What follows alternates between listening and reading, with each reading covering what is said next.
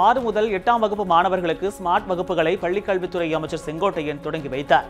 சென்னை எழும்பூர் அரசு பெண்கள் மேல்நிலைப் பள்ளியில் ஜப்பான் தொழில்நுட்பத்தில் இந்த ஸ்மார்ட் வகுப்புகள் தொடங்கி வைக்கப்பட்டுள்ளது.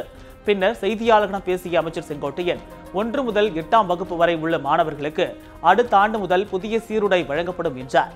ஜாக்டோ ஜியோ போராட்டம் நாளை அறிவிக்கப்பட்டுள்ள நிலையில் பள்ளிகள் நடைபெறுவதில் எந்த தடையும் இருக்காது என்றும் செங்கோட்டையன் அப்போது கூறினார். நம்முடைய தலைமைச் செயலாளர்கள் உத்தரவு வழங்கியிருக்கிறார்கள்.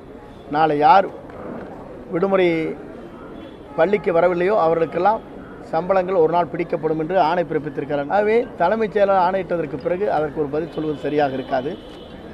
ஆகவே நம்முடைய சீருடையை பொறுத்தவரை இன்றைக்கு முதலமைச்சரிடத்தில் நாங்கள் ஒப்புதல் பெற்று எந்த மாதிரியுடைய சீருடைகளை நாங்கள் பெற அங்கே மாணவர்களுக்கு வழங்க வேண்டும் என்பதை 1லிருந்து 5 வரை 6லிருந்து 8 வரையும் இருக்கின்ற மாணவர்களுக்கு சீருடைகள் எப்படி அமைக்கப்படும் என்பதை அங்கே புகைப்படமாகவும் தொலைக்காட்சி மூலமாகவும் எடுக்கப்பட்டிருக்கிறது.